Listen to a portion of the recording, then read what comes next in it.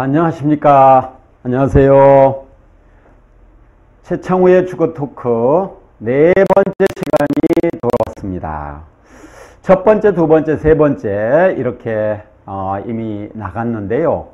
어떠셨습니까? 어떤 분은 최창우의 주거 토크 하니까 뭐 혼자서 하는 건데 주거 토크냐 이렇게 이야기하는 분이 있었는데요. 여기 많이 계신 걸로 생각을 하고 그렇게 가정을 하고 시작을 하겠습니다. 이렇게 저번에 말씀드렸죠. 오늘도 앞에 계시는 걸로 생각을 하고 또 어떤 건 저한테 또 물어보신다고 생각하고 진행을 하겠습니다. 이제 총선이 바로 눈앞에 다가왔습니다. 뭐 이제 한 달 하고 이틀입니까? 네. 하루? 네. 이렇게밖에 안 남았습니다. 선거가 이제 눈앞에 이렇게 와 있는데, 이 세입자들의 또 집 없는 사람들의 또 집으로 걱정하는 사람들의 그 고통과 한숨, 눈물, 이것은 사라질 줄을 모릅니다. 너무 부정적으로 말하지 말라, 이렇게 얘기하는 분도 계시죠. 저는 부정적으로 말하지 않습니다. 사실만 이야기를 하려고 노력합니다. 사실이 사실 중요하니까요. 사실이 바탕이 이제 되어서 모든 일은 벌어지지 않습니까? 그런데 그 사실이 안 일어나도 될 사실이 일어나게 만드는 게 또 정치이기도 하고 또 정책이기도 하고 또 꼭 일어나야 될 그런 또 사실 이것을 일어나게 만드는 게 또 정치고 정책이기도 하고 또 그 최종 책임은 누구에게 있습니까? 네, 그건 바로 주권자에게 있습니다. 대통령이나 국회의원이나 또는 장관이나 또 뭐 이런 많이 난 사람들이나 이런 사람들에게 있다고 생각을 많은 사람들이 하지만 그 근본적인 아주 핵심적인 당사자는 바로 주권자, 국민, 또 세입자, 여러 가지로 고통을 겪고 있는 집 걱정하는 많은 사람들에게 있다. 이게 제가 하고 싶은 이야기입니다.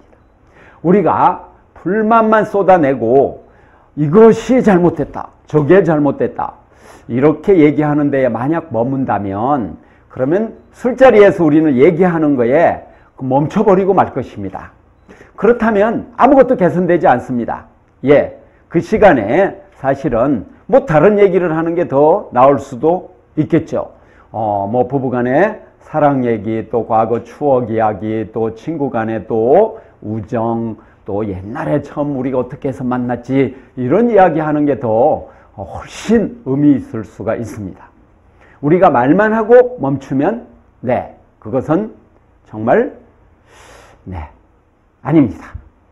근데 말도 안 하는 건 더 문제입니다. 근데 왜 말을 안 하게 될까요? 정확하게 모르니까 말을 안 하는 경우가 사실 많이 있습니다. 제가요 저번에 공공임대주택에 대해서 좀 이야기를 했습니다. 우리나라는 공공임대주택이 장기 공공임대주택을 말합니다. 뭐 10년 살다가 팔아버리는 거 이런 거 말고요. 또 민간주택에 들어가는 건데 말하자면 돈을 빌려주는 건데 LH나 SH가 빌려주거든요. 이제 8천만 원 이내에서. 그런데 그 빌려준 돈으로 민간주택을 찾아서 임대차 계약을 하는, 이것을 뭐라고 합니까? 전세임대라고 하는데 이것은 민간임대입니다. 빚을 빌려주는 것이죠. 그래서 이런 거는 공공임대주택에 포함시키면 안 된다. 이렇게 이제 저는 말씀드리고요. 금융 지원을 해주는 것이죠. 저는 그런 말씀을 일단 드립니다. 이 사진을 이렇게 하나 보시면요. 여기다가 제가 좀 달아보겠습니다. 오, 이거 세네요. 뭐 이렇게만 해도 될 것 같습니다. 이 사진을 보면 2014년 10월 29일 서울 동대문구 거주 장안동 거주하시던 68세 기초생활 수급권자이신 노인분이 목숨을 끊었다는 소식과 함께 이런 편지 봉투에 이 돈이 또 좀 들어있고, 그런데 여기에 이렇게 써져 있습니다. 고맙습니다. 국밥이나 한 그릇 하시죠. 개의치 마시고, 그러니까 오셔서 이렇게 수습하시게 되시는 분에게 국밥 한 그릇 하시라고 이 돈을 챙겨 놓으신 그런 분이셨는데요. 이 집이 바로 제가 조금 전에 말한 전세임대 경우입니다. 전세임대 경우인데 6천만 원짜리 전세에 들어가 있는데 전세임대 제도는 본인이 5%를 가지고 있어야 합니다. 그러니까 6천만 원의 5%면 6, 5, 30, 300만 원이잖아요. 그러니까 이 어르신이 300만 원 자기 돈을 가지고 있고, 그 다음에 정부에서 LHSH에서 5,700만 원을 지원해서 6천만 원에 살고 계셨는데, 새로 건물을 산 사람이 이거 철거하겠다, 나가라, 이렇게 됐던 겁니다. 그러니까 주거가 너무 불안정한 상황에 놓이게 되었잖아요. 그래서 그런 압박감에 이제 시달린 우리 이 어르신께서 결국은 그 압박감을 견디지 못하고 이런 선택을 하고 말았습니다. 바로 이것이 이 주택이 바로 공공임대주택이 아니고 민간임대주택인데 융자를 해준 케이스라는 것입니다. 5,700만 원 융자를 연리 2%로 해준 바로 그런 경우입니다. 이런 것까지 다 집어넣어서 공공임대주택 11만 호를 보급한다, 12만 호를 보급한다, 이렇게 얘기를 하는데 무려 3만 5천 호나 이런 주택이 있다고 하는 것입니다. 이건 민간임대주택이어서 11만 호라고 말하려면 3만 5천 호를 빼고 그러면 얼마입니까? 그러면 3만 하면 8만 7만 5천 호라고 말해야 맞다는 것입니다. 그리고 또 저번에도 말씀드렸는데요. 10년, 5년 이렇게 임대를 하고 그 임대한 사람한테 파는 주택도 있습니다. 그것도 장기 공공임대주택이 전혀 아니죠. 이 팔게 되면은 공공임대주택 재고는 없어지는 것이잖아요. 그러니까 일시적으로 그곳에 살았다, 이제 이렇게 얘기하고, 공공성이 일시적으로는 좀 있었다고 할 수 있습니다. 하지만 그것도 재고에다가 포함시키면 안 되는 것이죠. 제가 이런 말씀을 드리는 것은 우리나라 공공임대주택이 너무 적어서 모두 집이 2천만 채 가까이 있는데 그 중에 100만 채 밖에 안 돼서 한부모 가정이나 수급권자나 이런 분, 그리고 청년 일부 들어가고 나면 얼마 남는다, 이런 말씀을 저번에 드렸습니다. 자, 제가 네라는 말을 굉장히 많이 하죠. 줄이도록 노력하겠습니다. 자, 이 사진도 한번 옆에다가 하라는 말씀이십니다. 이런 방법도 있군요. 옆에 나란히. 자, 조금 분리시켜서 말씀드립니다. 자, 이것은요, 새누리 총선, 공약 임대, 그러니까 막 기니까요. 공공임대 이렇게 안 하고 임대 120만 호, 고교 무상교육. 이 날짜를 보니까요, 2012년 3월 16일자 기사입니다.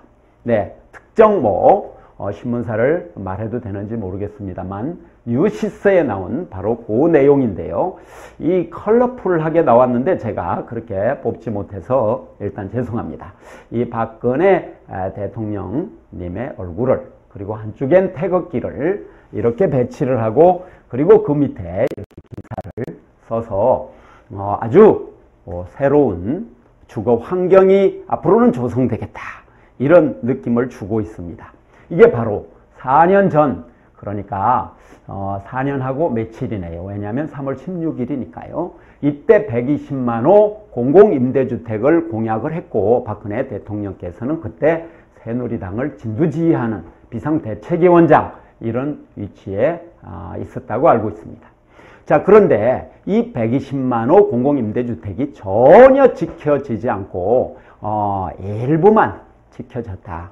뻥카를 막 날렸다. 이런 겁니다. 또 그 당시에는 이 대통령님 후보께서, 이 박근혜 대통령 후보께서 나는 약속을 지키는 사람이다. 이랬기 때문에 많은 사람들이, 심지어 이분을 긴가민가 했던 사람 또는 반대했던 사람도 약속을 확실히 지킬 것이다 해서 복지 공약이나 공공임대주택 이렇게 공약을 한 걸 보고 찍은 사람도 많다는 것입니다. 그런데 이 공약을 거의 다 이렇게 날려먹었다 이런 말씀을 드릴 수밖에 없는 것입니다. 그래서 재고가 지금 몇 년 동안 별로 불어나지가 않습니다. 지금 2011년 통계가 공공임대주택, 장기 공공임대주택이 2011년도 그때 89만 호로 이렇게 되어 있는데요. 그런데 지금 7만 호 이런 통계를 내놓고 있으니까 그 사이에 얼마가 증가됐다는 것입니까? 결국 그 통계에 의하면 18만 호밖에 증가되지 않았다는 걸 말해주는 건데요. 올해도 많이 보급하겠다고 막 말을 합니다. 그런데 공공임대주택 또 아닌 것도 집어넣고 있고 도로 파는 것도 들어있어서 그런 거 다 제하고 나면 한 반밖에 조금 넘거나 안 되게 보급하는 것을 엄청나게 보급한다고 이렇게 말을 하고 있다는 것입니다. 우리나라 5,100만 국민들이 자녀 교육을 할 때 약속은 지켜라. 약속 안 지키는 건 참 나쁜 일이다. 이렇게 교육을 하고 있습니다. 네, 대통령도 또는 정당도 약속을 했으면 지켜야 됩니다. 저는 이 대목에서 또 하나 덧붙이고 싶은 게 문재인, 안철수 이 후보도 60만 호 공공임대주택을 공약했다는 것입니다. 야당이기 때문에 또 한 명은 후보를 사퇴했기 때문에 사실 책임은 좀 다릅니다만 그러나 공공임대주택 자기들이 공약한 거 그것을 지키려고 얼마나 노력을 했나 이걸 묻지 않을 수가 없는 것입니다. 이것을 잘 생각하면서 이번 총선에 이런 잘못을 되풀이하지 말고 약속 안 지키는 뻥카 내지르는 거 이런 거 말고 확실하게 공공임대주택을 보급한 할 수 있는 로드맵을 만들어서 예산 대책까지 제대로 세워서 국민을 설득하고 국민과 함께 이렇게 나가야 되는 거 아닌가 하는 말씀을 드리고 싶습니다. 오늘 이제 제가 드리고 싶은 말씀이 확정일자에 대한 말씀인데요. 확정일자란 무엇인가 이제 이런 겁니다. 근데 확정일자 이야기하면서 왜 이런 이야기를 많이 하냐? 이 확정일자 이야기를 하면서 보면 확정일자를 믿고 거래를 하고 계약을 했는데 나중에 보증금을 다 떼인 사람도 있고 또 일부 떼인 사람도 있고 한 3분의 2 떼인 사람도 있고 그런 사람이 많은 이 현실이 안타깝기도 하고 그리고 우리가 볼 때 몇 가지를 이렇게 생각할 수 있습니다. 주거권이라고 하는 것, 저번에 말씀드렸던 주거권이라고 하는 것을 생각하면 제가 저번에 말씀드렸죠. 이 까치나 새들처럼 한 생태계, 주거 생태계 기간 동안 쭉 원하는 만큼 원하는 곳에서 좋은 환경에서 살 수 있어야 한다. 이걸 계속거주권이라고 전번에 말씀드렸고요. 또 안정되게 또 되고 또 계속거주권이 보장이 되려면 상한제라든지 표준 임대료가 있어야 된다. 근데 지금은 너무 올랐기 때문에 그 상한제를 도입하되 물가 기준 상한제를 도입하면 사실상 지금 악화된 상황인데 이 악화된 상황이라도 그대로 좀 현상 유지될 수 있지 않겠는가 이런 말씀을 제가 드렸습니다. 그래서 이제 상한제 계속거주권 이런 부분을 말씀드렸는데 이것은 제도적인 보완을 하면 되는 것입니다. 그런데 그것과 함께 주거복지 정책을 펴야 되는데 그 주거복지의 전형적인 내용이 바로 공공임대주택입니다. 이 공공임대주택에 대해서 강조하는 이유가 바로 여기에 있습니다. 주거복지 정책 중에 대표적인 게 공공임대주택이고, 그 다음에 주거바우처라고, 또 주택바우처라고도 하는데요. 주거보조금을 지급을 하는 것이죠. 자기 소득의 뭐 25% 이상 내는 사람한테 지원을 한다든지, 너무 힘들게 사는 분들한테 거의 무상거주에 가깝게 지원을 해서 그분들이 재기할 수 있게 하거나, 아니면 할아버지 할머니께서 너무 힘드시면 돌보아 드리는 돌봄 개념으로 이렇게 생각을 할 수가 있습니다. 그게 주택 바우처고요. 우리나라 시행하고 있는데 지금 뭐 1조 원이 채 안 되는 비용을 거기다가 지금 지출을 하고 있습니다. 그런데 어마어마하게 지출하는 것처럼 막 이야기하고 있다는 것이죠. 그리고 또 동시에 아까 제가 말씀드렸습니다만 깡통전세 문제가 이게 있는 것입니다. 이 깡통전세 문제가 있어서, 이 깡통전세라고 하는 것은 전세 들어갔는데 전세 보증금을 어떠한 이유가 되었건 일정하게 떼이거나 몽땅 떼이거나 하는 게 이제 깡통전세인데, 오늘 확정일자 말씀드리려고 하는 것은 이 깡통전세하고 관계가 있습니다. 그래서 얼른 생각해봐도 우리가 한 5가지 과제가 있다, 이렇게 생각할 수 있습니다. 계속거주권, 또 전월세 상한제. 근데 그걸 물가기준 상한제로 이렇게 하자, 이제 이런 말씀을 드리고, 주택 바우처, 주거 바우처 이런 것을 도입하고, 장기 공공임대주택을 또 보급하고, 또한 임대차 보호법에 잘 보호되지 못하고 있는 이 깡통전세, 이 전세 보증금 보장 문제, 이것도 커다란 문제다. 그러고 보면 제가 5가지를 말씀드렸는데요. 이 5가지 외에도 많이 있습니다. 이 집에 관련된 문제는 뉴타운 또는 재개발 또는 재건축 이런 지역에 있어서 세입자의 권리가 거의 없는 문제도 있고요. 뉴타운 지역에서는 눈 뜨고 막 집을 빼앗긴다, 이런 말이 나올 정도로 가옥주들 중에 영세 가옥주가 홀대받고 재산을 시가보다 상당히 많이 빼앗기는 이런 문제도 또한 있습니다. 그거는 이제 도정법, 도시정비법, 이걸 정비해야 되는 문제가 또한 이제 있다고 이제 할 수 있고요.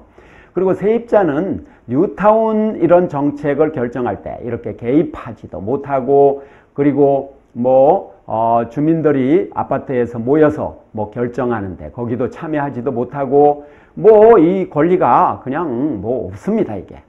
특히 재건축하는 이런 곳에서는 재건축한다고 나가라 그러면 이주비도 없고 이사비도 없고 아무것도 없습니다. 네, 이렇게 세입자들이 이렇게 홀대받고 있기 때문에 우리는 현행 정부는 물론 이명박 정부, 그리고 그 이전 정부도 그런 문제를 잘 해결하지는 않았습니다만, 특히 이명박 정부, 박근혜 정부, 이들 정부를 세입자 홀대 정부, 세입자 무시 정부라고 하지 않을 수가 없고, 더 적나라하게 얘기하면 반세입자 정부, 이런 것을 한다. 왜?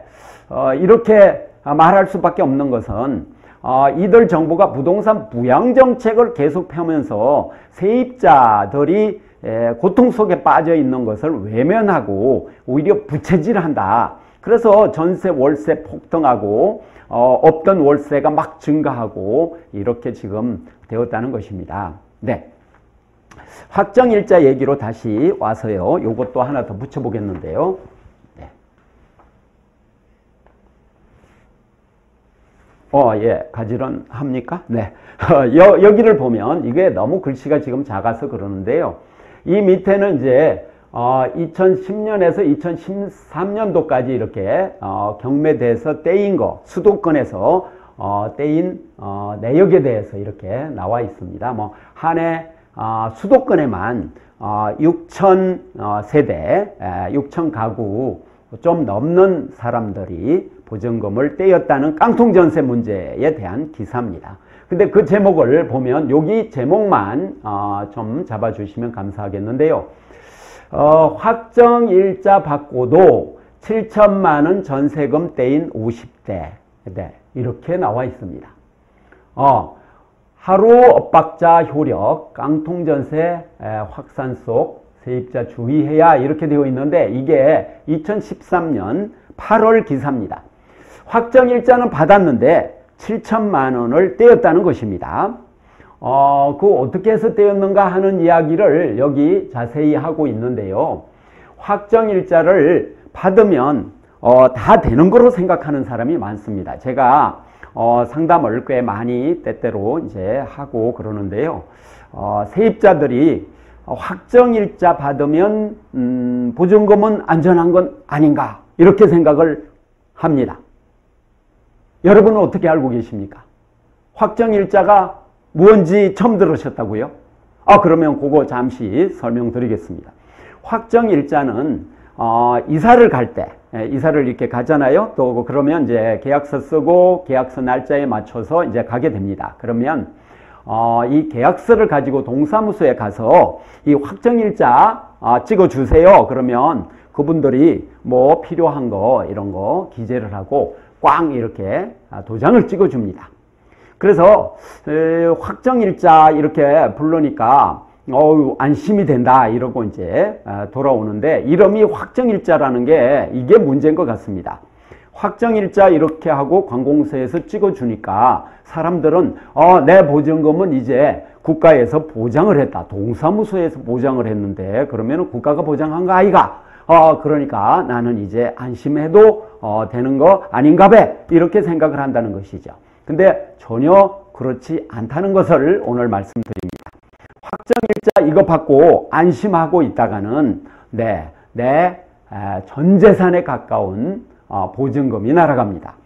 세입자들의 보증금 중에는 빚을 빌려온 것도 많이 있죠. 특히 현 정부 들어서 뭐 빚내서 빚지면서 집을 사라, 뭐 또 빚지면서 전세금을 올려줘라. 막 폭등하는데 빚지면서 올려줘라 하는 정책을 이렇게 채택을 해서 말하자면 집값은 더 오르고 전세값은 더 막 마구마구 올라서 미친 전세라고 말한 지가 지금 벌써 5년, 6년 막 이렇게 돼가고 있습니다. 네, 지금 이런 상황이기 때문에 현 정부는 정말로 책임을 많이 느껴야 됩니다. 전세금이 이렇게 폭등을 하고 있는데 이런 대책을 제대로 못 내놓는다 이런 겁니다. 근데 지금 전세금이 막 오르니까 깡통전세 우려가 또 덩달아서 올라가서 바로 이 기사에 나온 이 깡통전세 이런 일이 비일비재할 가능성이 있습니다. 이 댁에 대해서 잠깐 제가 소개 말씀을 드리겠습니다. 이분은 1억 원에 들어갔다는 것입니다. 근데 그 시가가 3억짜리 이제 집에 들어갔는데 근저당이 2천만 원이 있었어요. 그래서 그러면 1억 더하기 2천만 원. 그러니까 이게 뭐라고 할까 경매가 된다고 하더라도 지금 3억인데 그러면 1억 2천까지 내려가지는 않지 않겠는가? 뭐 이게 상식이지 않습니까? 아무리 많이 내려가도 반 이하로는 잘 안 내려가니까요. 그러면 반 이하로 내려간다 그래도 1억 5천은 뭐 1억 5천 네. 또는 뭐 1억 4천 이렇게 되겠죠. 그러면 1억 2천이니까 내 거는 보장되지 않겠는가 이렇게 했는데요. 그런데 지금 임대차 보호법에 커다란 맹점이 있습니다. 이제 이사를 이렇게 가게 되면 이렇게 확정일자를 받고 또 뭐를 합니까? 주민등록을 또 이전하게 되는 것이지요. 그리고 그 집에 짐을 집어넣게 되는 것입니다. 그 집에 짐을 집어넣는 것을 주택의 인도라고 임대차 보호법에서는 말하고 보통은 점유라고 말합니다. 자기가 이렇게 차지했다고 하는 것이죠. 네, 주거권에 있어서 점유가 무지무지 중요하거든요. 그러니까 계약서는 있어야 되고요. 그래서 계약서 있고 점유 있고 주민등록 있고 이러면 이거 머리글을 따면 계점주입니다. 계점주, 계약서, 점유, 주민등록 네, 이걸 필수적으로 확보하거나 해야 됩니다. 그러면서 확정일자도 가서 받게 되는데요. 확정일자 어떻게 받는다고 했습니까? 네. 이게 말하자면 계약서다. 이 계약서를 가지고 가서 동사무소 직원한테 확정일자 받으러 왔습니다. 그러면 그분이 이거 보고 막 기재하고 그러고 나서 도장 꽝 찍어주고 이것이 확정일자입니다. 예, 이 확정일자를 이렇게 받는데요. 확정일자는 동사무소에서만 받는 건 아닙니다. 네, 등기소에서도 받을 수 있고 법원에서도 받을 수 있습니다. 요즘엔 인터넷으로 받을 수도 있습니다. 예, 근데 이렇게 확정일자를 받아서 이제 이분은 안심을 이렇게 했는데요. 그런데 임대차 보호법에 어떤 문제가 있느냐? 이 계약서, 점유, 주민등록 다시 해보겠습니다. 이걸 뭐라고 한다고요? 계점주. 계약서가 있어야 되고 점유가 있어야 되고 주민등록이 있어야 됩니다. 이 세 가지가 있으면 이걸 뭐라고 하냐? 대항력이 있다라고 말을 합니다. 그 다음에 확정일자를 받게 되면 우선 변제권이 있다 이렇게 이야기합니다. 그러니까 확정일자를 받은 것보다 더 뒤순서에 있는 사람에게 우선적으로 받을 그 사람에 비해서 우선적으로 받을 권리가 있다. 뭐 될 때? 공매나 경매가 되었을 때 이런 이야기입니다. 이해가 되십니까? 네. 확정일자라고 하는 거는 이제 바로 이제 그런 의미인데 임대차 보호법에 무슨 문제가 있느냐?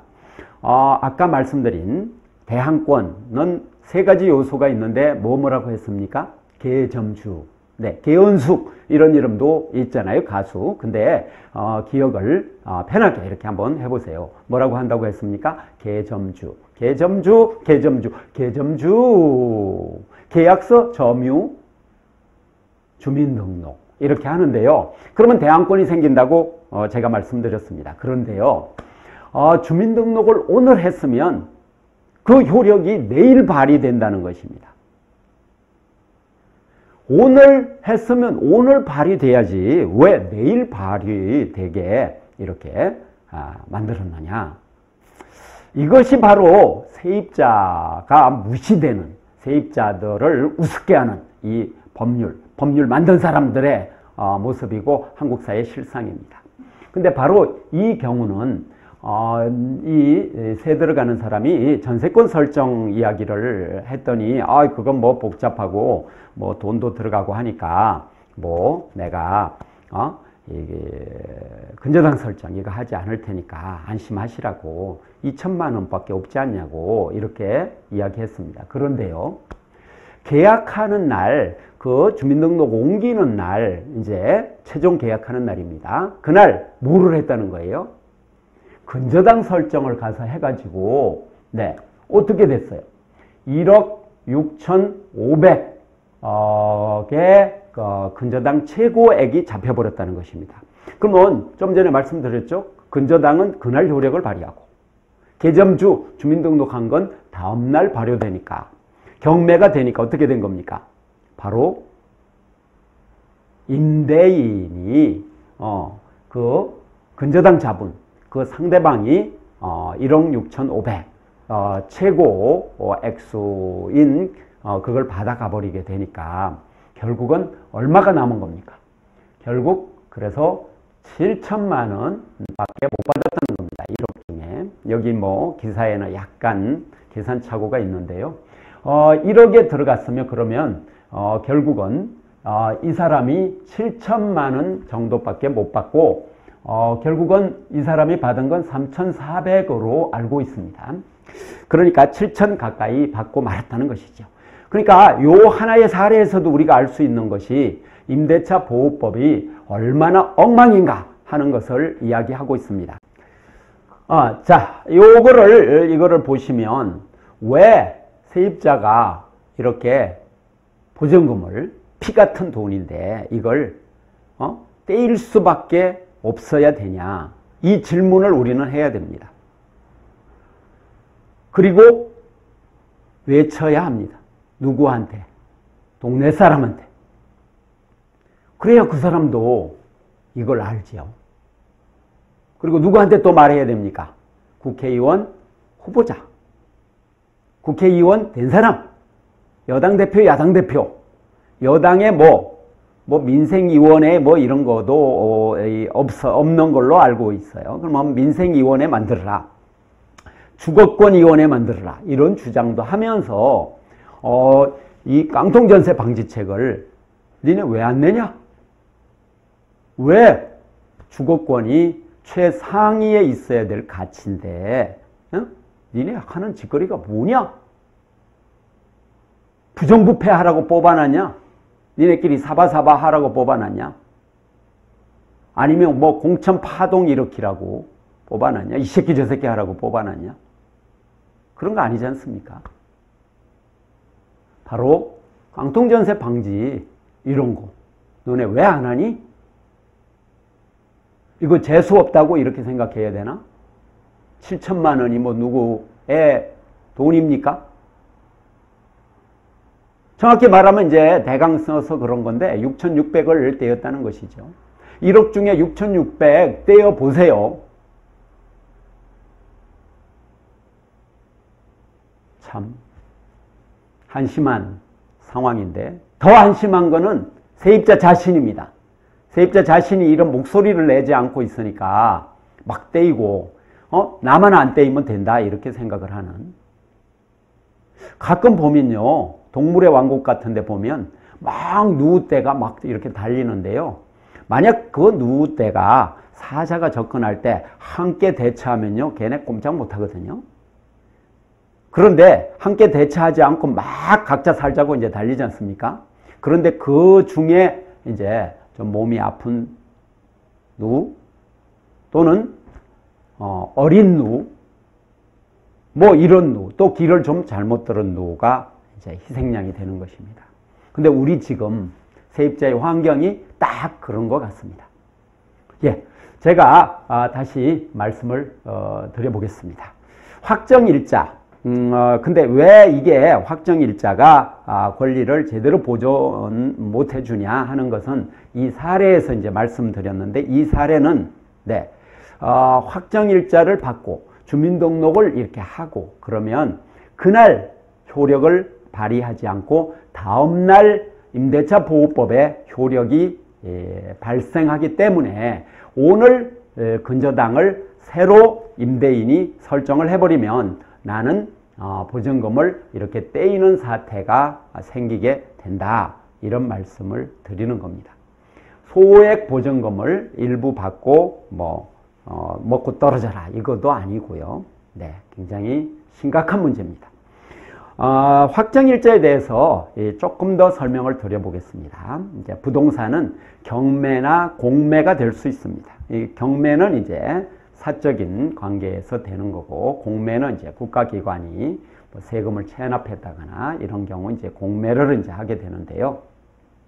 그런데 그런 경우에 확정일자의 의미는 그 앞에 그러니까 법적으로 앞순위에 있는 사람에 대해서는 나는 권리를 주장 못하고 내 뒷순위에 있는 사람에게는 권리를 주장할 수 있다. 말하자면 이 경매가 되고 나면 1순위, 2순위, 3순위, 4순위, 5순위 이렇게 쫙 분류되거든요. 이제 그러면 누가 맨 먼저 가져가고 누가 두 번째 가져가고 누가 세 번째 가져가고 남은 재산에 이런 뜻입니다. 경매되고 나서 남은 재산에 비율이 이제 있다 이러면 액수가 있다면 이것을 차근차근 이렇게 가져가게 되는데 이제 근데 다가구 주택 같은 경우 뭐 7명이 살기도 하고 그러지요. 그러면 이제 7명이 산다 그러면은 1번, 2번, 3번, 4번, 5번, 6번, 7번 이렇게 순서대로 이렇게 되어 있다는 것입니다. 그렇게 이제 순서대로 되어 있는데요. 근데 제가 예를 들어서 제가 예를 들어서 4번이다. 그러면은 1, 2, 3번에 대해서는 아무 소리 못하고 4번이니까 5, 6번에 대해서는 내가 더 앞순서야. 내가 먼저 가져가. 이렇게 된다는 것입니다. 근데 1번부터 7번까지 있는데 여러분이 이 토크 들으시는 여러분이 몇 번? 7번. 7번이면 6번까지 전부 이렇게 배당한다고 합니다. 그것을 뭐 기업체에서 뭐 배당하는 뭐 그런 거하고 다른데 아무튼 배당이라고 합니다. 근데 이제 배당이 1번부터 6번까지 되고 났더니 돈이 한 푼도 없어요. 그러면 7번째 이 사람은 그냥 한 푼도 없이 나가야 된다 이런 뜻입니다. 임대차 보호법이 뭐냐면 보증금을 회수할 때 그 순서를 정해 놓은 거다. 그 순서를 정하는 거에 하나의 절차가 확정일자다. 이렇게 생각하셔야 됩니다. 이제 우리가 임대차 보호법 관련해서 전번에 계속 거주권 이것도 부정하고, 그리고 일정하게만 오르게 하는 이런 임대료 관리 제도도 없고, 그래서 정말 문제다. 주거권 파괴 법률이다. 이게 임대차 보호법 이렇게 해서 마치 세입자를 보호하는 것 같은데 세입자 보호법이 아니고 임대인 보호법이다. 제가 그런 말씀을 드렸잖아요. 근데 처음 듣는 사람은 무슨 소리? 이렇게 얘기를 합니다. 주거권은 한 곳에 쭉 머물고 싶은 만큼 머물고 또 괜찮은 환경에서 살 수 있어야 하는 건데 마구 올려달라. 기한 됐으니까 나가라. 그리고 지하에 막 거주하는데도 나가라. 환경이 안 되는데도 막 나가라. 이런 것이 다 이 주거권도 보장 안 되고 주거복지도 안 되고 하고 있다는 걸 말씀드리는데요. 우리나라는 이제 전세 제도가 발달되어 있지 않습니까? 그러면 깡통 전세 문제가 발생한다는 거죠. 그런데 이전부터 계속 발생해 왔고 여기에 요 내용을 보면 한 해 수도권에만 6,000세대가 좀 넘는 이분들이 보증금을 일부를 떼이거나 더 많이 떼이거나 그런다는 것입니다. 여기 통계를 보면 또 놀라운 거는요. 경매가 100건 되었어요. 100건 되었으면 80건이 깡통 전세가 발생한다는 것입니다. 그러니까 경매가 100건 되었다. 그러면은 80건의 대상이 되는 주택에 사는 세입자는 일부 떼이거나 다 떼이거나 이런다는 것입니다. 그러니까 이제 이 대목에서 헬조선 얘기를 안 할 수가 없고, 그리고 정치인, 정당, 뭐 대통령, 또 어디에 공무원 이들은 뭐 하고 있는가 이렇게 여기서 질문 안 할 수가 없습니다. 공무원 중에도 책임 있는 공무원을 저는 이야기를 합니다. 특히 고위 관료들, 국토부 고위 관료들, 또 뭐 기재부 막 이런 쪽에서도 네, 전월세 상한제 막 이런 거 하면 반대하고 막 난리를 쳐요. 네. 제가 이제 말씀드리고 싶은 게 이게 확정일자는 그런 뜻입니다. 그러면은 이제 간단하게 조금 더 말씀드려 보겠습니다. 이렇게 경매를 하면 순위가 어떻게 되는가 이렇게 보면 맨 처음에 순위는 뭘까요? 맨 처음에 순위는 경매 비용입니다. 경매를 하면 비용이 발생하잖아요. 뭐, 이 법원에서 비용이 발생한다는 거죠. 가서 조사해야 되고, 뭔가 공고해야 되고, 뭐, 편지도 보내야 되고, 막 그런다는 겁니다. 경매 비용이 2 내지 3% 들어갑니다. 그러니까, 이 1억짜리 주택인데, 경매돼가지고 뭐 6천만 원이 되었다. 그러면 6천만 원에 2, 3%. 이렇게 나온다는 것이죠. 그러면 그 2, 3%를 맨 먼저 뗍니다. 그 다음에는 순서가 어떻게 될까요? 그 다음에 소액보증금 순서입니다. 네, 이 다음 시간에 이제 이걸 할 건데요. 소액보증금 순서인데, 소액보증금, 이것을 다른 말로 하면 최우선 변제라고 합니다. 최우선 변제. 근데 최우선 변제는 아니죠. 조금 전에 말씀드렸듯이, 네, 경매 비용을 먼저 떼가지 않습니까? 제 말이 좀 빠르다는 이런 소문이 있어서 조금 천천히 하려고 하는데, 예, 오늘도 조금 긴장을 했는가 봅니다. 네. 조금 더 천천히 이렇게 말씀을 드리려고 합니다. 그래서 조금 느려지고 있죠. 네. 예, 이거 뭐 이 토크니까요. 사실은 저는 다른 분을 통해서 예, 제가 물어봅니다. 예, 그 들었더니 어떠냐 이렇게 물어봐 봅니다. 그랬더니 뭐 이런저런 이야기가 있습니다. 말이 좀 빠르다. 이런 이야기가 일단 있고요. 그리고 네, 이런 말을 좀 하지 말라는 네, 그런 주문도 들어왔습니다. 근데 뭐 태생이 그런 걸 어떻게 합니까? 예, 좀 봐주세요. 근데 다시 그 원래 얘기로 돌아가겠습니다. 그래서 맨 첫 번째 뭐라고 했습니까? 네, 2, 3%대는 경매 비용. 두 번째, 최우선 변제. 예, 최우선 변제. 이게 소액 보증금을 먼저 보장한다 이런 겁니다. 여기서 한마디만 제가 예, 여쭙고 토크니까요. 가겠습니다. 소액 보증금은 보장이 될까요? 안 될까요? 전액이 모두 보장될까요? 안 될까요? 되죠? 안 되죠? 된다고 하는 사람들이 무척 많습니다. 그러나 그때그때 달라요. 네. 확정일자 받는 경우도 보증금을 확정일자로 인해서 보장받는 경우도 있고 또 보장 못 받는 경우도 있습니다. 바로 이 사례처럼 말씀이죠. 네. 그러면 이 사례처럼 보장 못 받는 이런 경우 그리고 수도권에만 어떻습니까? 한 해 6천 가구 이상의 사람들이 뭘 떼었다? 보증금을 떼었다. 보증금을 떼었다 이건요. 우리 사회가 정부 기능이 마비됐다 이렇게 얘기해야 맞습니다.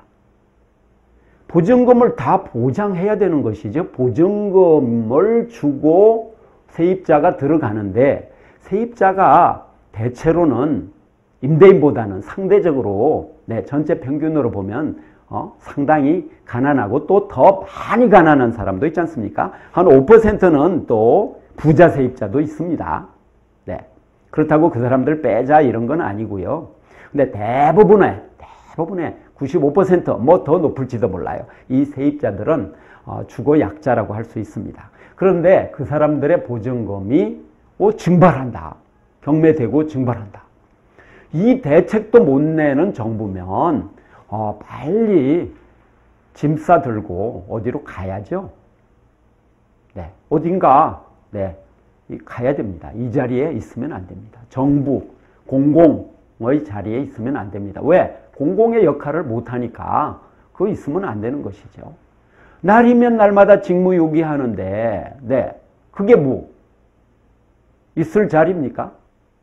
그리고 이런 거 잘 알지도 못하는 경우도 많아요. 이거 담당하는 사람들이 이거 잘 알지도 못하고 이게 무슨 문제가 있는 건지 각자 잘해서 들어가라 이렇게 얘기하고 보증보험에 들으라 이렇게 얘기합니다. 보증보험에 드는 게 쉽습니까?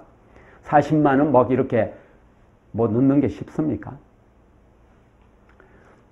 제가 말씀드리는 거 다시 원위치 하겠습니다. 첫 번째 뭐라고 했습니까? 경매 비용. 두 번째 소액 보증금. 근데 소액 보증금 다 보장되나요? 제가 묻다가 약간 옆으로 샜다가 다시 돌아왔습니다. 소액 보증금이 두 번째 순서입니다. 그런데요, 소액 보증금하고 순서가 같은 게 또 있습니다. 소액 보증금을 맨 먼저 내준다 이렇게 알고 있잖아요. 근데 그거 말고 또 있습니다. 근로기준법에 들어있는 내용인데요. 또 퇴직자 관련 법률에 들어있는 내용인데 3개월 체불임금, 3년치 퇴직금 이것이 소액보증금하고 순서가 똑같습니다. 그러니까 제가 여기서 말씀드릴 수 있는 건 사장님이 주인인 또 주인이라고 했군요. 사장님이 임대인이 회사의 사장인 집에 들어가지 마라. 그래서 제가 임대차 관련해서 강의할 때 사장님 집에 들어가지 마세요. 네. 어떤 분이 이렇게 말했습니다. 제가 이렇게 얘기했더니요. 우리 집주인 사장인데? 사장이 더 안전한 거 아니야? 이렇게 얘기했습니다. 절대 그렇지 않습니다. 이 사장이라고 하면 사업이 망할 가능성도 많다는 것입니다. 망하면 어떻게 되겠어요? 세금 체납하죠. 첫째. 또 하나는 뭡니까? 근로자, 노동자, 임금도 체불하게 되죠. 또 퇴직금도 3년치 이런 거 못 주게 되죠. 그렇게 되면 이것을 최우선 변제, 소액 보증금 받는 쥐하고 똑같이 권한을 부여해놨기 때문에 사장 집에 들어갔다가 사장님 집에 들어갔다가 그 사업이 망하는 판이면 나는 막대인다. 이런 진실 오늘 처음 들으셨죠? 이런 얘기 누가 이야기 안 해줍니다. 당한 사람만 이게 뭐고 이게 무엇이단가 이러면서 당해버리는 거죠. 당하고 나면 어떻게 됩니까? 여러분 지금 보증금이 얼마이십니까? 지금 이 방송을 마로니의 방송을 듣는 여러분은 지금 보증금이 얼마시? 월세는 얼마 내고 계세요? 오늘 초점은 보증금입니다. 보증금을 지금 많이 내고 계신 분도 있고 조금 내는 분도 계십니다. 제가 아는 분 중에는 보증금이 50만 원인 분도 있고요. 그냥 10만 원씩 그냥 내고 보증금 자체가 없는 그런 세입자도 있습니다. 그런데 1억 보증금으로 이렇게 들어갔는데 이 경우처럼 한 7천, 6천 막 이렇게 떼었다고 해봅시다. 그 어디로 갑니까 지금? 그러면 갈 때는 지하밖에 없습니다. 아니면은 경기도 저 외곽으로 가서 출퇴근하는데 1시간 반 막 이렇게 걸리는 데로 가야 됩니다. 낯선 곳으로 가는 것이죠. 물설고 또 산도 뭐 못 보던 산이고 사람도 아는 사람도 없고 사람 아는 사람 없고 물설고 또 뭔가 풍토가 안 맞고 뭐 이 한두 가지 문제가 발생하는 게 아닙니다. 이웃 전부 다 끊깁니다. 자, 그래서 아무튼 그래서 두 번째가 그렇고요. 세 번째가 세금입니다. 세금은 종류가 여러 가지가 있는데요. 당해세라는 게 있습니다. 당해세.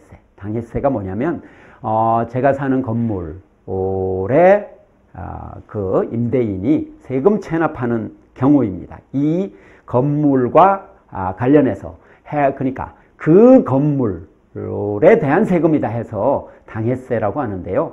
이 당해세에 또 당한 사람들도 많습니다. 당해세에 당했어.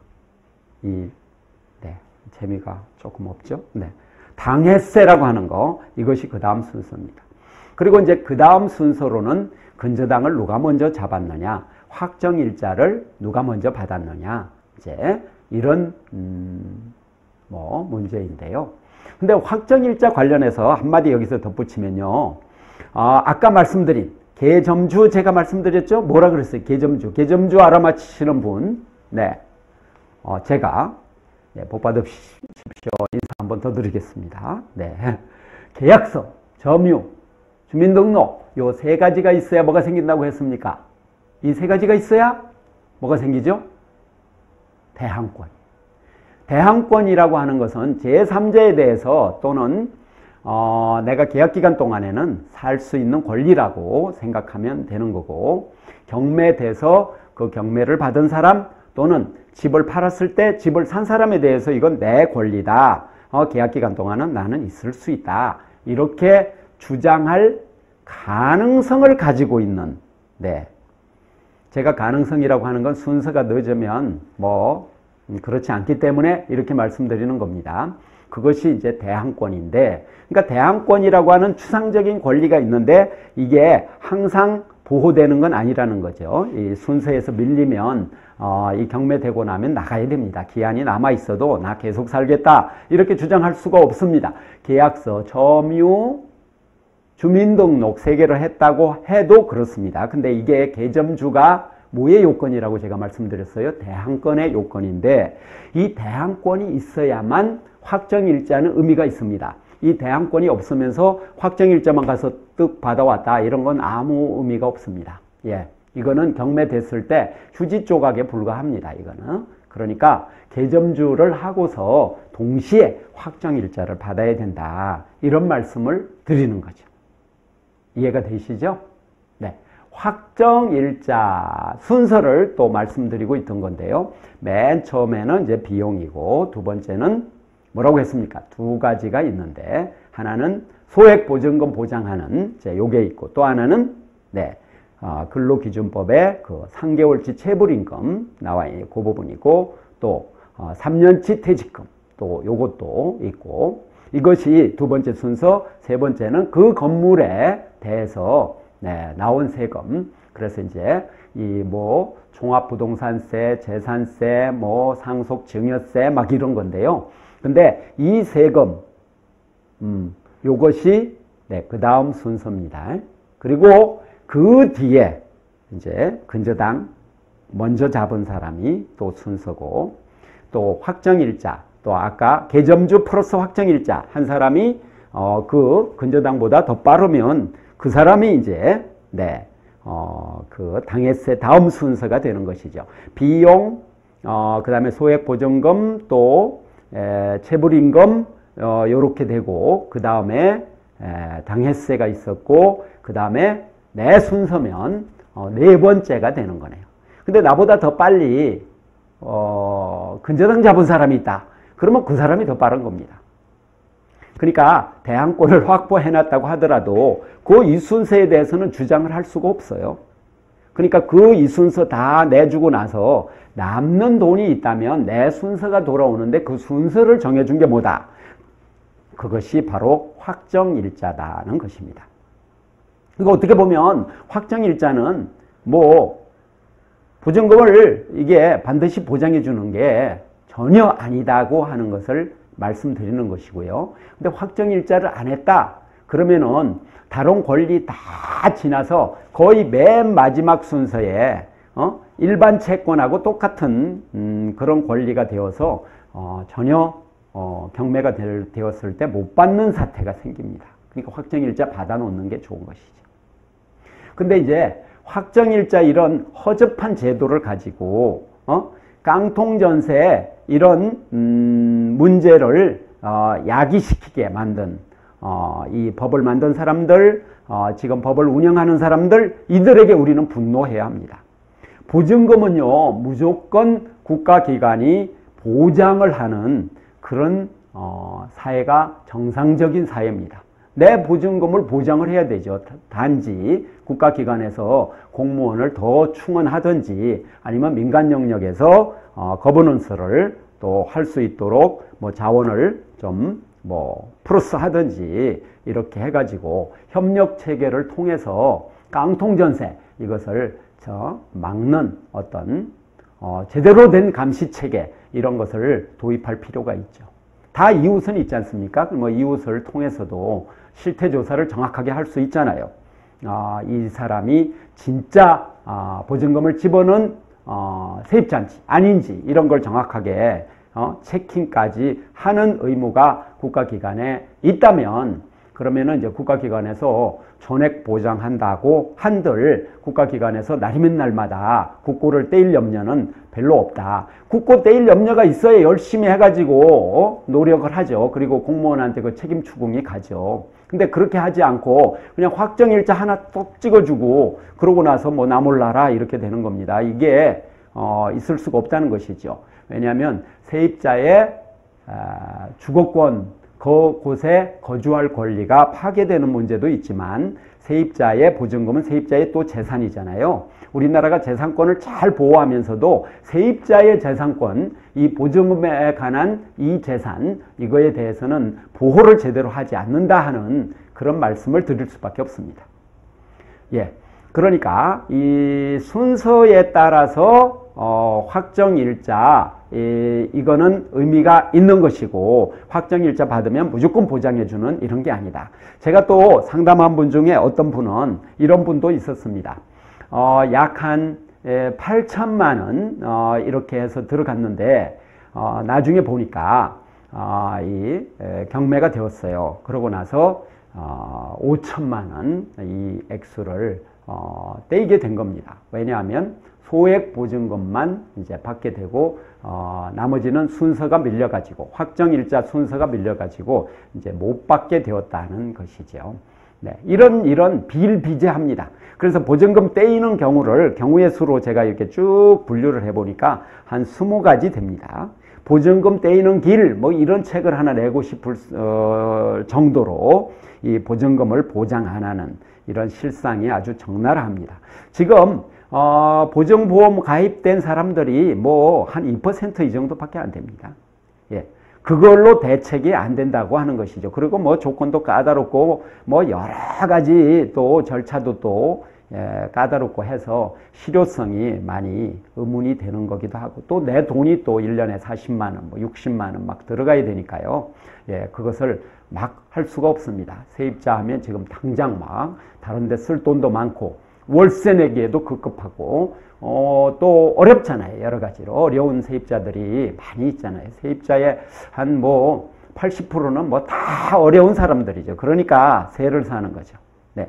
이 사람들의 보증금이 안정되게 보장될 수 있도록 하는 건 국가와 지자체의 의무이다. 그래서 깡통전세가 안 생기는 법 이런 것을 만들어서 제대로 보호 조치를 해라. 이런 메시지를 오늘 전하고 싶습니다. 사실은 하나하나 이제 경우의 수로 나누어 가지고 우리가 공부를 해봐야 되는데 확정일자 이 부분은 뭐 그렇게 복잡한 게 아니기 때문에 일단 받아라. 근데 믿지는 말라. 이런 뜻을 말씀드립니다. 꼼꼼히 이렇게 따져봐야 된다 이런 말씀을 드리고요. 하나만 덧붙이면요. 국세 우선의 원칙이라고 하는 게 있어서 아까 당해세라고 하는 걸 먼저 받아간다 이제 이런 게 이제 있었던 건데요. 그런데 참 이상한 게 이런 게 있습니다. 이제 어떤 사람이 사업을 합니다. 그러면 사업을 하면 이제 세금이 나오게 되는 거죠. 그러면은 세금 납부일이 이제 있게 되는 건데 그것이 고지서 발부일이거나 내가 이제 언제 세금을 납부하겠다고 이렇게 신고한 날이 있습니다. 그 날이 바로 나중에 경매된다거나 하면 바로 그 날이 국세를 받아가는 기준일이 된다는 것입니다. 그래서 제가 오늘 계약을 했는데 고지서가 3일 전에 나왔어요. 그런데 한 달이나 2달 이후에 체납을 하게 된다 이런 뜻입니다. 이제 그렇게 체납을 하게 되면 순서는 이 사람이 더 빠르다는 거. 근데 우리는 모른다는 거. 참 깜깜이 세입자 행정이라고 할 수 있죠. 네. 뭐가 그 국세 뭐가 지금 청구했다 이런 기준이 어디에 등기부 등본에 나오는 것도 아니고 정말 이런 경우 황당합니다. 이것도 제도 개선을 해야 되는데 이 얘기 누구 귀담아 주는 사람이 없었습니다. 제가 그동안에 의원들 만났을 때도 이런 얘기도 좀 하고 그랬는데 이 얘기가 무슨 얘기야 이런 분위기였습니다. 네. 근데 이제 어쨌거나 확정일자 이제 이런 걸 받을 때 항상 이제 우리가 염두에 둬야 될 거, 개점주 이렇게 해서 대항권을 확보할 때 염두에 둘 것은 무엇을 염두에 둬야 되냐? 바로 근저당이 그 집에 얼마가 설정되어 있는가 이것을 염두에 둬야 되고 근저당 설정과 관련해서 우리가 좀 깊이 생각해 봐야 될 문제가 소액보증금 문제입니다. 그래서 근저당 설정된 거와 소액보증금 문제 이것은 이 다음 시간에 말씀을 드리겠습니다. 예, 벌써 말씀드리다가 보니까 한 50분이 지나갔습니다. 물론 이게 길면요, 저런 얘기까지 다 내가 들어야 되나 이렇게 생각하실 수 있는데요. 이게 중요한 문제입니다. 어떤 게 중요하냐? 확정일자라고 하는 네 단어, 확정일자. 이거에 대해서 많은 사람들이 국가기관이 보장하기 때문에 우리는 이제 확정일자 받았기 때문에 안심이다. 안심주거를 한단 말입니다. 마음속으로. 그런데 어느 날 갑자기 어떻게 됩니까? 이 집이 경매되었다 하면서 또 알아보니까 나는 2억에 들어갔는데 나중에 보니까 1억대 이게 되었어요. 그러면 정말로 깝깝하죠. 죽고 싶지 한마디로. 네. 그런 문제가 이 확정일자 문제입니다. 그래서 확정일자 받으면 무조건 보장하냐? 전혀 그렇지 않다는 거. 예, 굉장히 불안정한 제도라는 거. 이것을 이렇게 알고 그 집이 근저당이 많이 있는가 없는가 이런 것을 반드시 살피면서 들어가셔야 되고 사장님 집에 들어가지 마라. 오늘 메시지 이것을 잘 기억해 주시기 바랍니다. 이 다음 순서는 소액보증금 이거 다 보장되나 이것에 대해서 또 우리가 고민하는 시간을 갖겠습니다. 예, 이것으로 마치겠습니다. 감사합니다. 감사합니다.